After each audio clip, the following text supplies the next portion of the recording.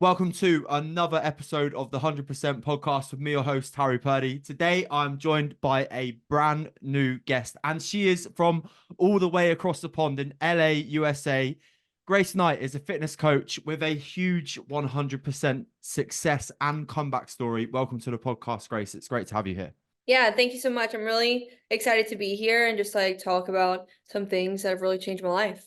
I mean, you're sat there with this like beautiful skin and complexion now, incredibly healthy, really successful living in LA in the US, which of course everybody has heard about the beauty of LA, and like as we spoke about before the show started, a little bit of like hustle and bustle, a grind culture, like everyone wants to be an influencer and business like person when you're there, but it wasn't always like that for you, right? There's some huge comeback story and some huge part of your life that has got you to where you are now. Yeah. Yeah, definitely. It's been a challenge being in that hustle and bustle, but the comeback story that I would say that I have is that definitely leaves me motivated to take one step at a time and live out my best life for sure.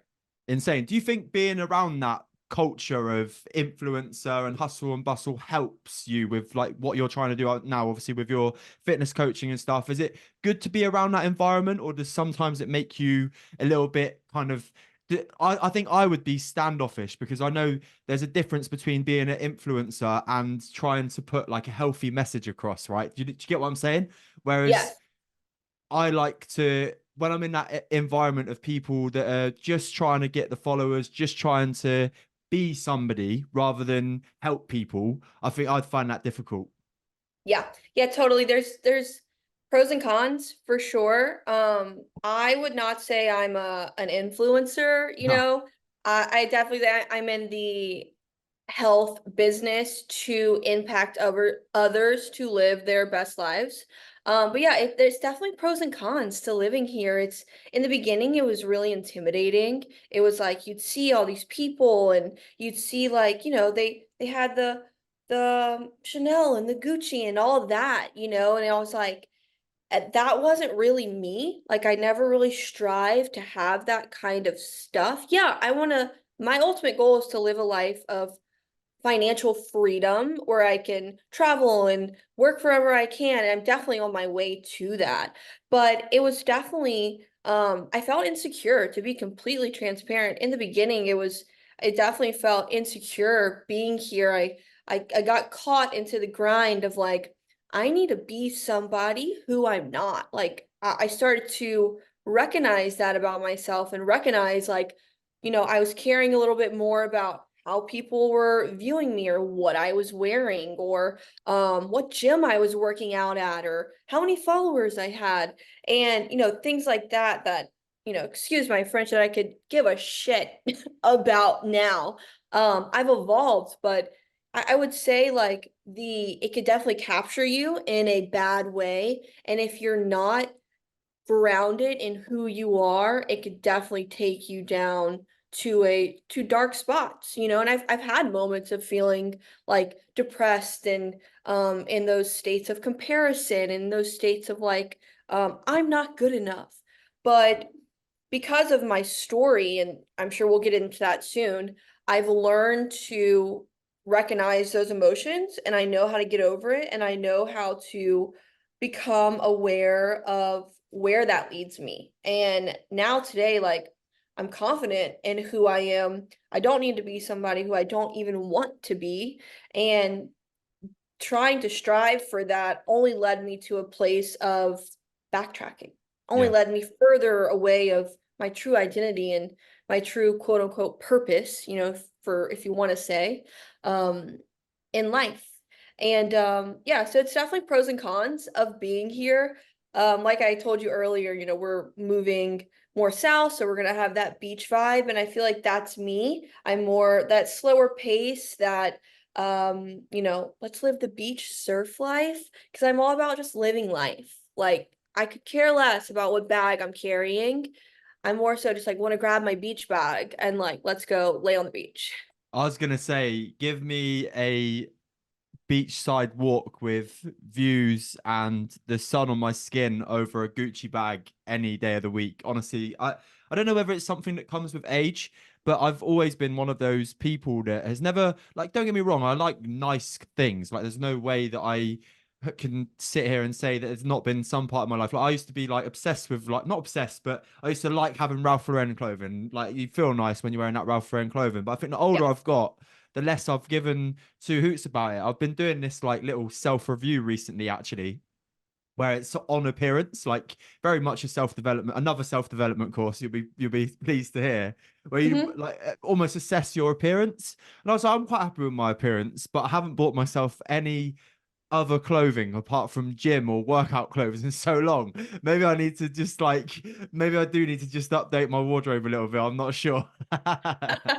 Yeah, you sound like my husband, don't get me wrong, like if there's things that I'm gonna spend money on, it's gym clothes, it's workout clothes, it's athleisure, but not because I'm trying to look like somebody else, because I genuinely love that. Yeah, Like, I love Lululemon and, things like that. Like, I'm gonna wear it because I like it and I want to spend my money on that. But yeah, my husband could care freaking less about what he wears. And I'm like, okay, like it's time to update your wardrobe. Like, we need to get you a new shirt. Like yeah. it's time.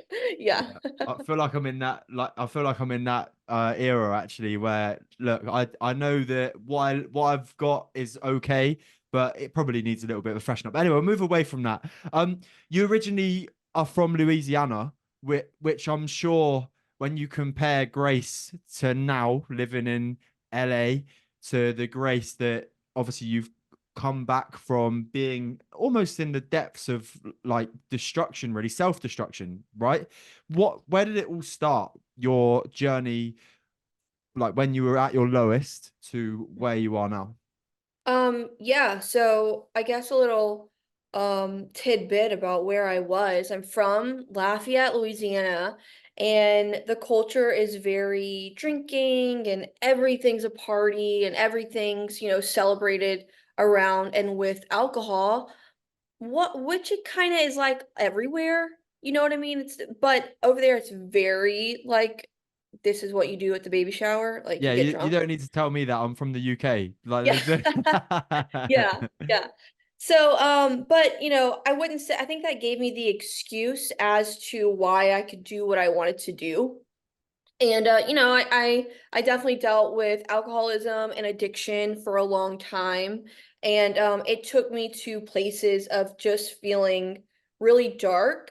And I dealt with a lot of lack of like not feeling good enough, insecure in myself, self-image, body image issues, which is a huge deal for women now, and in that comparison game as well.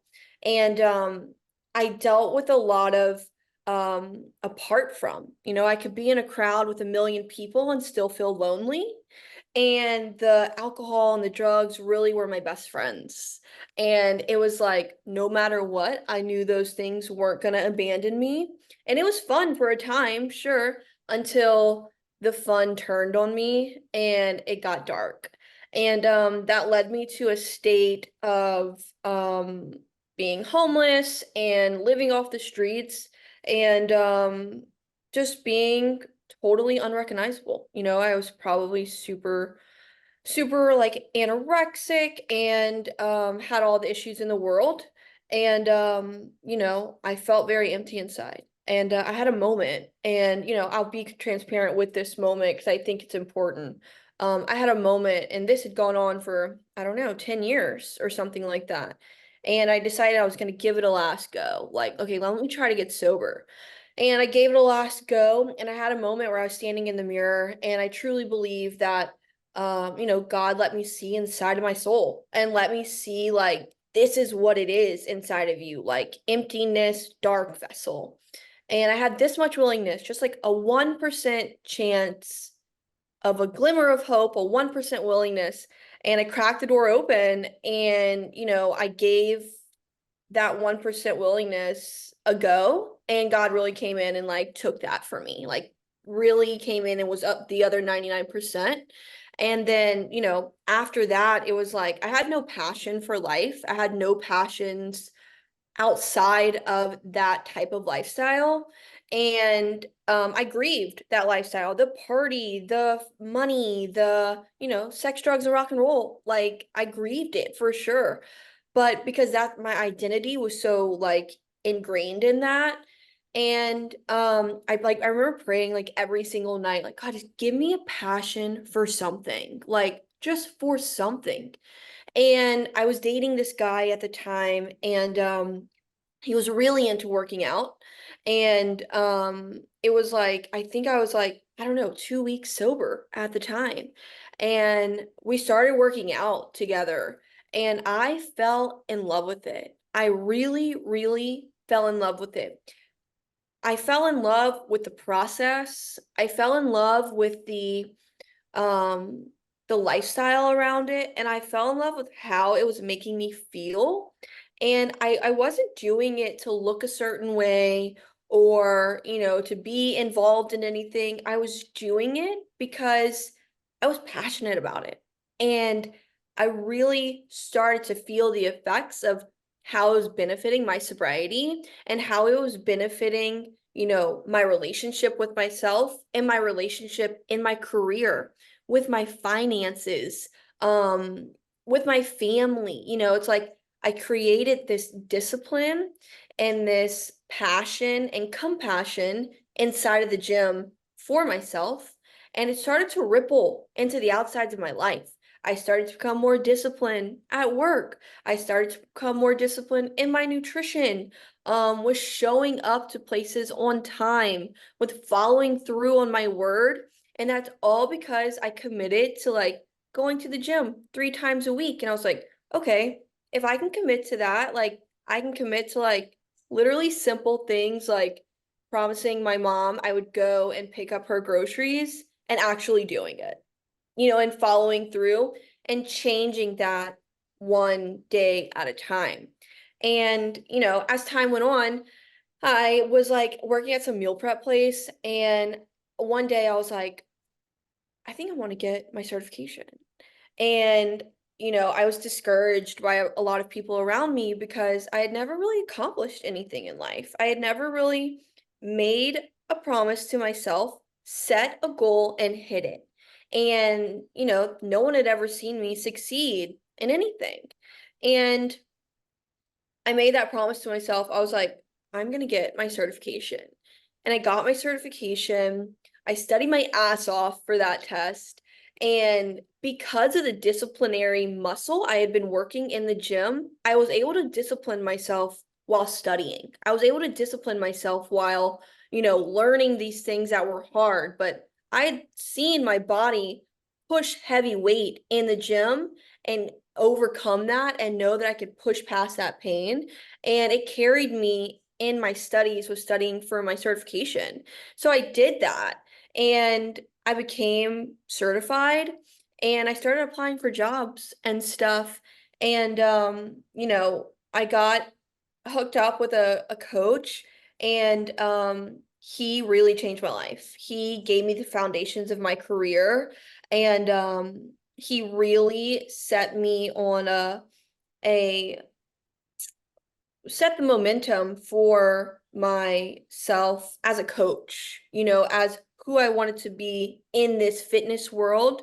And it just rippled out of that, you know, and now like I'm fully online. I have my own health and wellness, you know, coaching business, and I help people in sobriety. Um, because of, as you just heard, how much fitness has helped me. I really want to see people who are in sobriety level up and like know like what you can actually achieve by like achieving these things in the gym, by achieving these things, you know, in your nutrition, and like committing to yourself in that area helps so much in your sobriety. And it helped me stay sober, and like fitness literally saved my life. And you know, I've seen it really level up so many other women's sobriety. And that is like my mission in life, just to help other women level up in their sobriety and their life by using, you know, the gym and that lifestyle. Um So yeah. That's insane. I literally sit here and it's just incredible to hear your story because obviously, like I'm really lucky. I've never touched any like serious drug in my life. It's just always been something in my head that's been like, just don't do it. Like, I don't wouldn't even say it's because I've got an addictive personality. There's just no. I think it's just my dad's sensible head inside of me going, don't fucking do it, mate. You know what I mean? Like Yeah. even if I've been offered stuff in the past, but what you do tend to find is like everybody that I've spoken to on the show that has had a history with alcohol where it's gone serious or drug addiction as well is it starts off with just a bit of fun and Mm. then it can take a hold of you. What do you think was the biggest thing that made it go from starting to be a bit of fun and then it turning into something that literally like you weren't in control of it anymore, it was kind of in control of you? Um, you know, I would say like I am a freaking alcoholic. Like that is literally like what I learned is that, some people can take it or leave it, and some people just don't have that off switch. And I was one of the unfortunate ones where like I didn't have that off switch. But in saying that, a big thing for me was it made me feel confident and secure in myself. And and I loved the effect of it because it let me escape.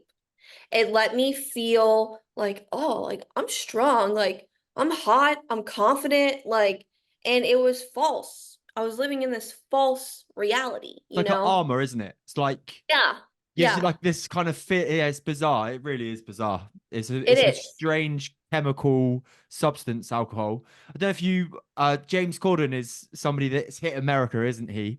He was Mhm. on do you know Jay Shetty, the like love guru guy online? Yes. Yeah. Yeah. So James Corden went on his podcast, on Jay Shetty's podcast recently, and I saw a clip of them, and it really resonated with me, especially now because I only drink now on incredibly special occasions. That's where I'm at with alcohol.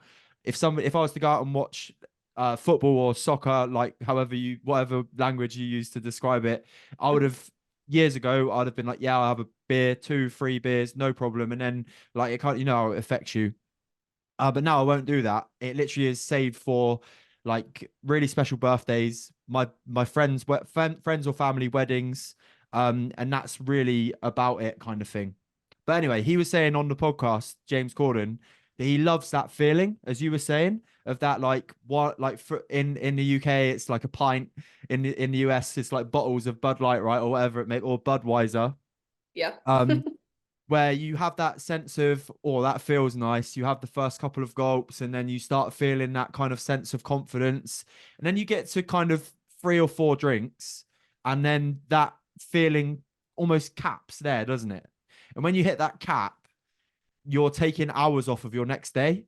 And his take on that was, I was like, do you know what? That's the easiest and best way that has described how I feel about alcohol now. I don't hate it. I don't begrudge anybody that drinks it. And I know you would because you've got a different relationship with it now than me. But I'm sure you don't judge other people for drinking now, No. right? You just choose not to. Mhm. But for me, thinking about obviously my goals with the pod and my business and how I want to impact other people, alcohol now for me diminishes my ability to be able to do that for people. Alcohol stops me from being the best version of me that I want to be. Alcohol will take hours off of my next day. Alcohol will stop my recovery. Alcohol will affect my sleep. And I've viewed it in such a different way now. Yeah. Yeah, definitely. I no, by do not judge anyone for drinking at all. It's like, for instance, like, I had a client recently who was like sober curious, and that's a big movement right now, the sober curious movement, and more so because of the health benefits of not drinking and what drinking does to your body and to your brain, 12 hours post drinking. Like your body's literally not doing anything except trying to get rid and push out the toxins of the alcohol for the next 8 to 12 hours after you drink. So like any food, anything that you put in your body is just sitting there, either like turning to fat or turning into whatever and not being used as fuel. The only thing your body's doing is trying to rid itself of the alcohol, you know? So I explain that to a lot of my clients who are sober curious. And that sometimes has that switch of like, oh, like that's probably why I'm not seeing results. That's probably why, like, if I am drinking a bottle of wine every night because it's that mommy wine culture, like, oh, this is probably why I'm sleeping like shit and I'm not feeling great and the next day I'm hungover. So I definitely have that awareness that not everybody is like me in the sense of how extreme my thing alcoholic self got.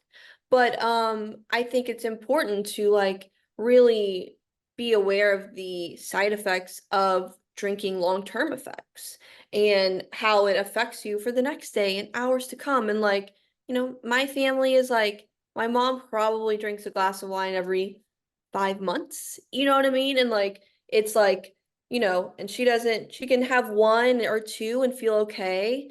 And that's fine. You know what I mean? And some people can do that.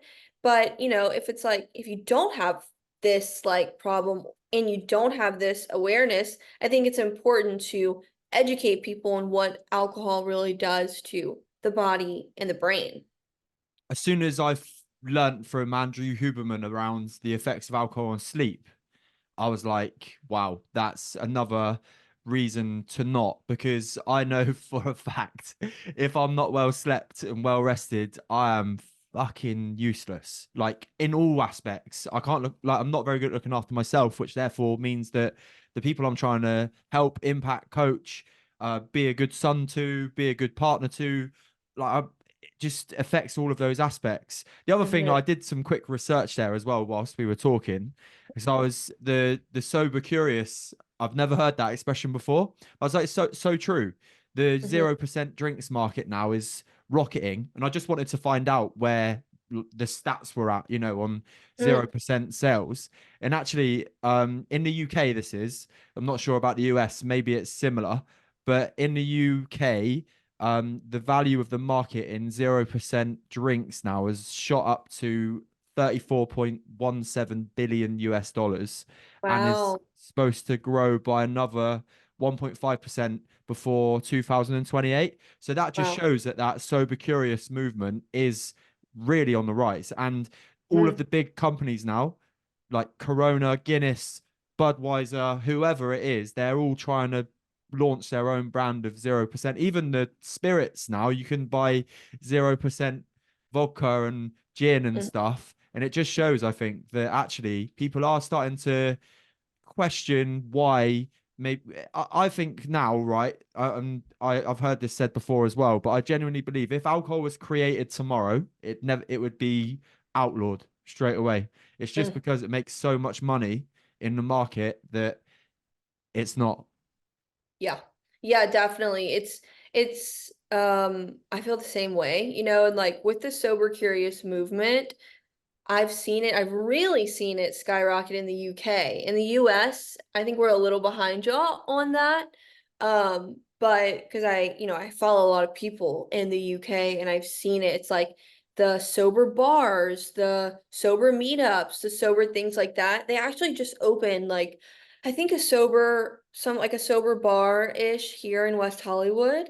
And I think that's so great. I think it's so great to like not even like for only sober people, but for people who just want to like go out and don't want to, get drunk or just still want to like be around people, but like, sip on a fun mocktail or, just like do whatever and just like be around people and feel the energy and feel the vibe and like still feel like and know that everybody else around you is kind of doing it. I think is so cool, So the sober curious is like I didn't really know about it really until I started like playing around with the idea of reaching sober women.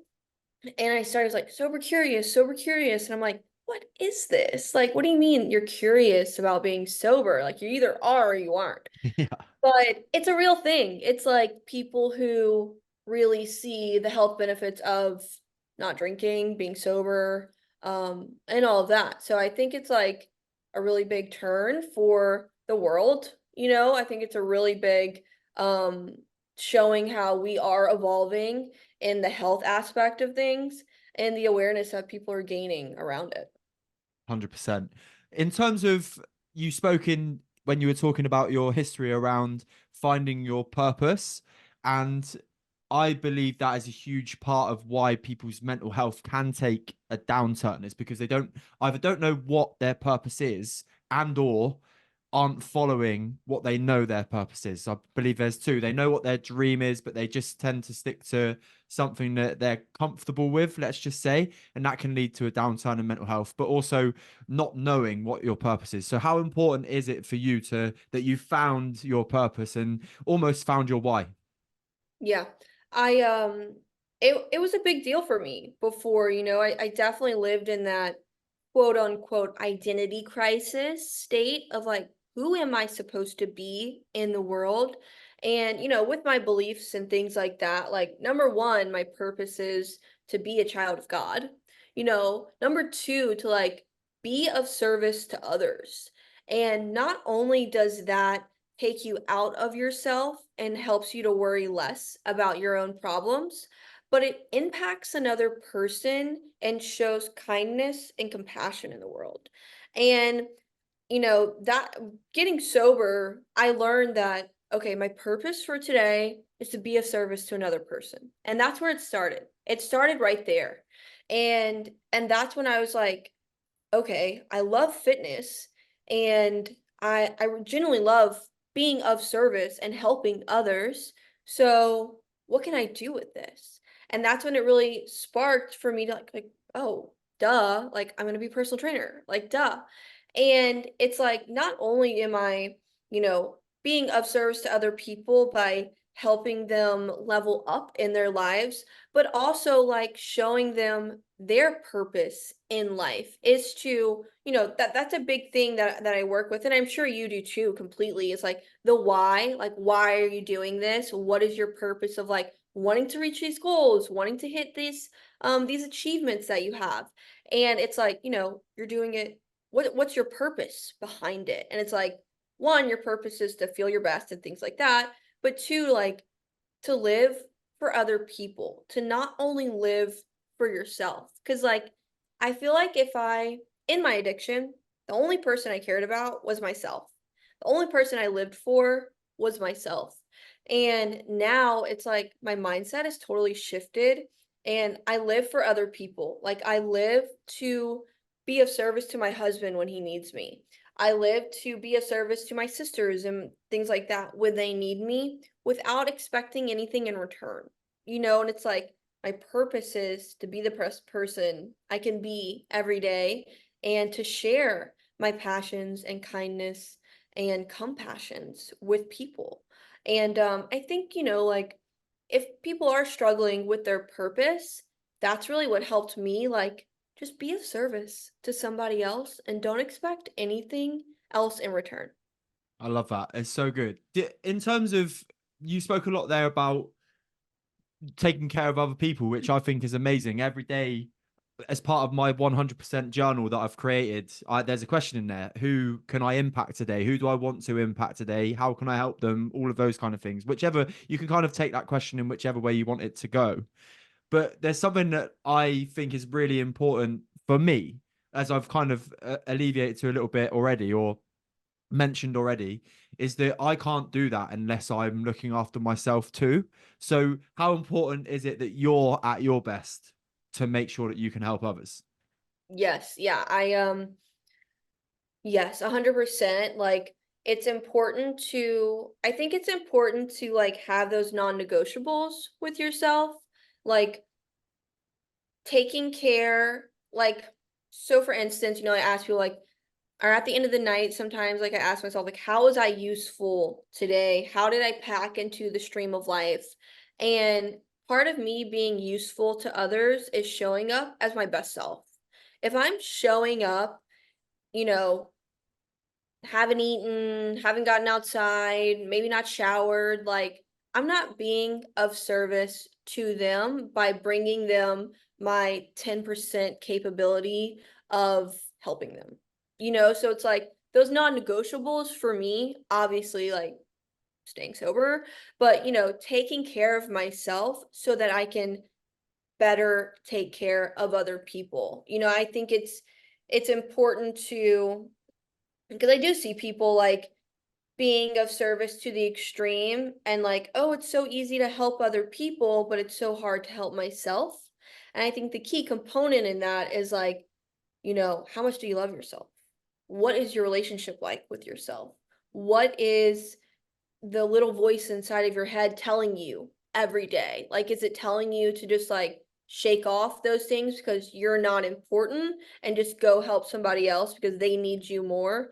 But you have to show up for yourself in order to show up for other people. And I think that's definitely the business that you and I are both in. So I think sometimes it can get tricky, with people who have kids or have some really crazy career, but it's those non-negotiables that are going to produce longevity to your life. Yeah, I completely agree. Actually, I listened to a podcast today, Chris Williamson with Matthew Hussey on the Modern Wisdom podcast, and they were talking about self-love actually, and how kind of everybody's got their own definition of what self-love is, and sometimes it can get a little bit warped, and nobody really knows what the true definition of self-love is. And the way that Matthew Hussey described it was, he said, if you was to walk up to somebody in a street and who had a child, and you said, like, why do you love your child? Their response would be, what a stupid question. Like, it's my child, right? Mm, The same for a dog or a pet. mhm. If you walked up to somebody who had a pet and you said, and it wasn't even like, some dogs and cats aren't the best looking, are they? Right. But because they're your pet, it doesn't matter. You could say, here's a better looking version of the animal that you've got. Do you want to swap? And they'd look at you and they'd go, what the fuck? Like, of course not. Yeah. This is my pet. And what he was getting at was, that's you. Like, that is you. You literally get born with an opportunity to look after yourself, but you won't show that same level of self compassion and self love to yourself if things don't go quite right. And I felt that a little bit. I was like, oh, Mm, like sometimes I don't know whether you're the same, but because we're in this space of we produce content, we try and help others. Sometimes you think, oh, maybe one day the bit of coaching I gave a client wasn't the best that could have been, or the class or masterclass or PT session that I've given this client wasn't the best it could have been today. And then you're like on yourself. You're like, like you should have done better. You should have done this, blah, blah, blah. Actually, if you put the hat on of the parent or the pet owner to yourself, and you're like, hold on a minute, like, you've got the opportunity here to look after your own human, which is essentially, of course, what we are. mhm. I think it's a nice reframe. And actually, I think it's the easiest way that somebody's ever put across self-love and self-care, is that sometimes it's got to be like, what would be the word? It's love without any kind of catches to it, isn't it? I think you get where I'm going with that. Is it's like Mhm. self love and self compassion is actually as simple as just accepting as you are at that point at that Yeah, time, nothing totally. else. Totally. Yeah, I think it's I'm 100% behind that of like Unconditional self-love, love. There you go. unconditional, Unconditional. That's the word I was unconditional looking love. for. There we go. 100%. Yes. Unconditional love. My husband and I have a thing of like, we we don't put conditions on things. Like, if you do this, then I'll do this. Like, if you take out the trash, this is just simplifying it. Like, if you take out the trash, then I'll do the dishes. It's like there's that putting that condition on it, and it's that conditional type love. Not that I love him any less because of it, but it's putting that condition on it, so it's like being unconditional in your love and like no matter with yourself. And it's like no matter the mistakes or the the past that you have, the shame and guilt that comes with that. You know, like I dealt with a lot of that of like I felt a lot of shame and guilt and remorse around my past. And it really hindered me of like loving myself and like feeling worthy in myself because I didn't think I was worthy of a good life. I didn't think I was worthy of like loving myself because how could I love myself if I did that, you know? But it's like self-acceptance of like who I am today and who I'm working to be and not constantly looking forwards to who I want to be, but like who am I today to get to that person?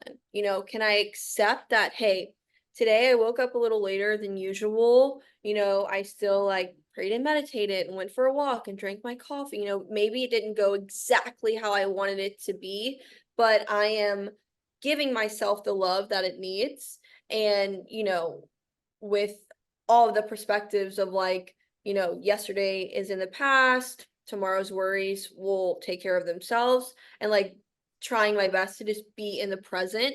And I think in the present moment is where really where I feel that most love for myself. Like, oh, like I love me right where I'm at. And if I can sit in that, if I can stay in that, that's where that peace comes in. That's where it's like, oh, like let's shake off everything that we need to worry about and like let's focus on the whatever's in front of me. Let's focus on like how I feel in the moment. Yeah, amazing. It's stopping yourself from getting caught into that I'll be happy when mentality, right? I'll be Totally, yeah, happy yeah, when yeah. this happens. I'll be happy when I reach this many followers. I'll be happy when I've earned this amount of money. Yes. You've got to kind of take away the, especially again in the game that we're in, take away Yeah. the end goal and fall in love with, it sounds a bit kind of cliche, bit pop psychology at the minute, but fall in love with the process of what you're doing rather than the finish point of where you can go. Totally. I I you know, we watch Hulu and like things like that and sometimes, you know, we're cheap sometimes so we watch the ads. We have the ad version. So it's like these ads pop up and this one ad really sticks out to me because it's like so much of what the world is today and it's like the Snapchat commercial and it says like more. And I feel like that's the mentality that it's like the world is in. Like, I want more. Like, right now, this moment is never enough. And I think that, you know, that's such a hindrance to people of like, oh, I want more. I want more. I want to look like her. I want to be like that. I want to do those things. And instead of like wanting, like being content. And I think contentment is definitely something I struggle with sometimes. And I see a lot of people struggle with because, like, can I be content where I'm at and who I am in the moment? Yeah, amazing. You mentioned religion as well as a big part of your life and being a child of God. And I don't know if you know, I do believe that because of the size of America, religion is a bigger part of everyday life, especially Christianity, which obviously is the main, well, I guess the most traditional religion of the UK, but probably the one that's spoken about the least now. Um, through many different reasons, multiculturalism and all those kind of things. But again, in self development and helping your neighbor and being a child of God and all of those kind of things, they kind of cross over, don't they? I would say I'm not religious, but I've been christened. So I have good values, good moral compass, all of those kind of things. But they do cross, don't they? The paths of self development and religion do cross over.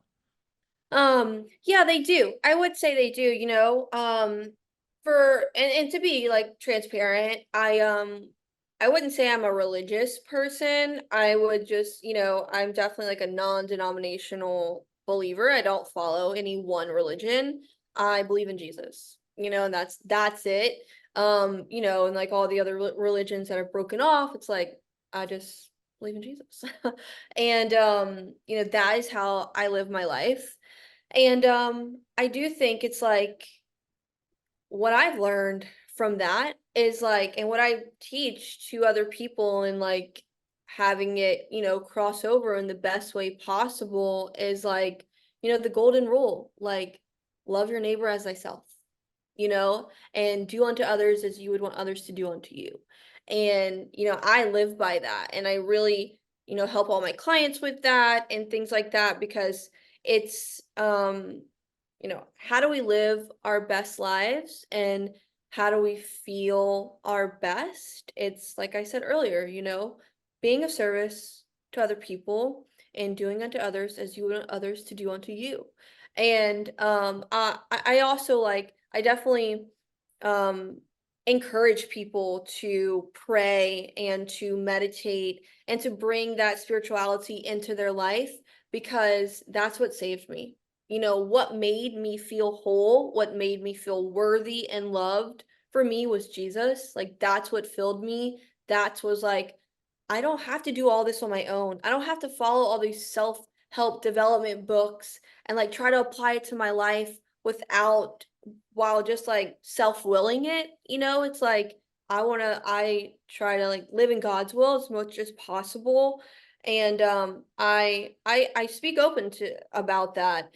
And I just think it's important to remember that you're not alone in this world, and you don't have to just strive, trudge through life on your own. There is this greater power that helps me through those darkest times, because me in living in my own will and my own what I want to do got me to being homeless and stuff. And when I prayed and sought out that, my prayers were answered, and I'm here today because of that. And I've also learned that, I have a responsibility to myself to do the things that I need to do that God expects of me. It's my responsibility to be a good person. It's my responsibility to take care of myself. It's my responsibility to treat others how I want to be treated. And, I definitely don't believe that God's gonna come in and just here's the answers to everything. It's I have a responsibility to myself to do these things. And I think that's a big way in how I go about that.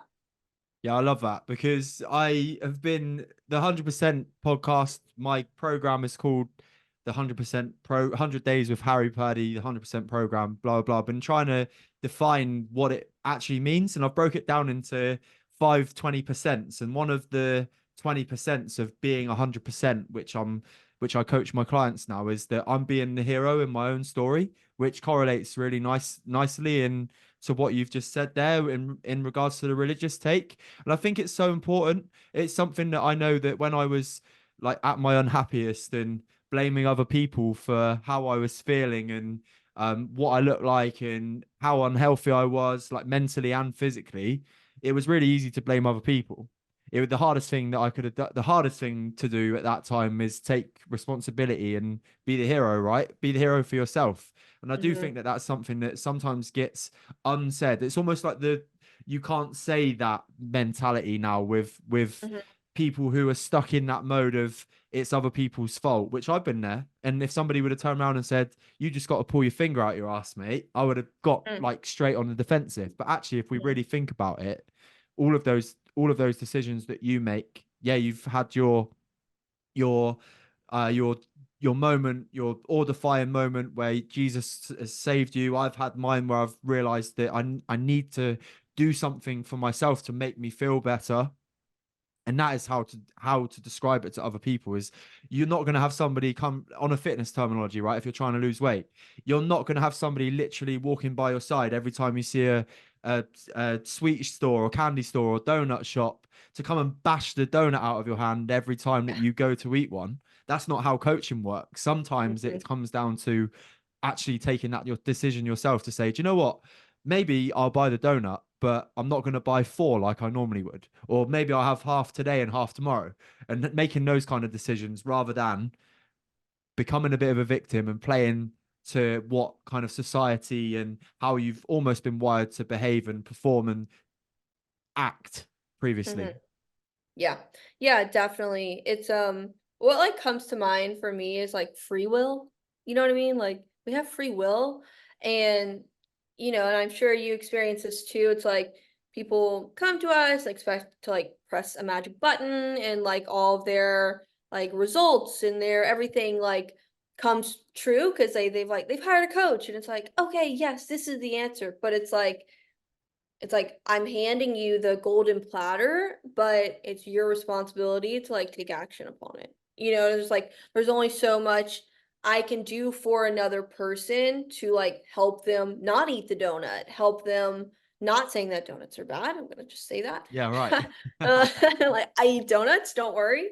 But helping them hit their steps and hit their workouts and just the simple things like that, it I think it really all comes down to that self-love, Yeah, and it's yeah, like where the free will comes in. It's like, are you going to use these moments where you're talking to the voice in your head, like, do it, don't do it, do it, don't do it. Like, which one are you going to follow? Are you going to like choose to love yourself, or are you going to choose to, you know, take back your free will and be like, I don't have to do this today, type thing. And that victim mentality is definitely something I've dealt with for sure. Like everybody's against me, the world's against me. It's your fault and their fault that I, ended up in the position that I was in, when really, it was like there was only me to blame. I couldn't blame my parents, my sisters, my boyfriends, like, or because, any outside circumstance. I blame it on the decisions that I made and the choices that I made to act upon in those moments of free will. yeah. This is a great conversation. I'm literally loving every minute of it. Another thing as well you touched on at the start was body image in and especially in women. I think it's something that is spoken about more now, but I do believe it's one of the biggest challenges that modern day women have to deal with in society. So when it comes to body image in women and installing that self-love and confidence that we've spoken about on today's episode, how do you go around promoting accepting self and realizing that you can't compare yourself to, I'm just going to use Kim Kardashian, for example, because you're an individual? Yeah. Yeah. I will say that I still do struggle with that to a certain extent, but I definitely live my day to day um doing my best in the sense of, am I like loving the body that I'm in and not letting it define me? How I view myself isn't how others view me, and it's not my definition of who I am. The way my body, the way I look isn't grace. It's my personality, how I treat others, how I treat myself, that is who I am. And that was the struggle for me for a really long time, was like how I looked was who I am. Am I skinny enough? Am I, am I starving myself, or am I, binge eating? Like those kind of things were like a struggle for me. And, when I got sober, I definitely had to work through some of that. But that was a real reason of why I relapsed a lot, was the body image issue. Like I would view myself and I would think I was like, overweight, and I would do things to make myself skinnier. And it was just that vicious cycle because I totally disliked the body I was in. And I think we like keep coming back to this, but I guess, it's just so important. That self-acceptance, that self-love of who you are. And I think that's how I promote it, is, as hard as it is, like the only person you compare yourself to is who you were yesterday. And, are you doing everything you can today to love yourself, not just in the gym or in your nutrition? Like, are you, practicing an attitude of gratitude? As cheesy as it sounds, like for real though, are you like doing things for your mental health that's going to make you feel good? And those are the types of things that helped me to accept myself and the way I looked more, by separating like the way I look isn't who I am, it's what I'm doing to take care of myself. I love that. It's so good. I know what is going to be one, definitely within the title of this podcast when it gets released, is it's going to be around self-love and self-acceptance for sure. Because there's been a lot of chat, and I think it's been really, really valuable as well. I've literally loved it. I'm gonna wrap up with the final two questions of the podcast. One I've tipped you off on. I've given you a little bit of a spoiler on one of the questions today, but the first of the two that I end with normally is what's next for Grace Knight and the taking over the world. Yeah.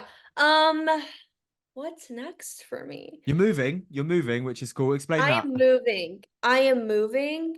Um, because I love myself and my sanity, and I don't feel like I need to be around the hustle and bustle anymore. I'm okay not being around that.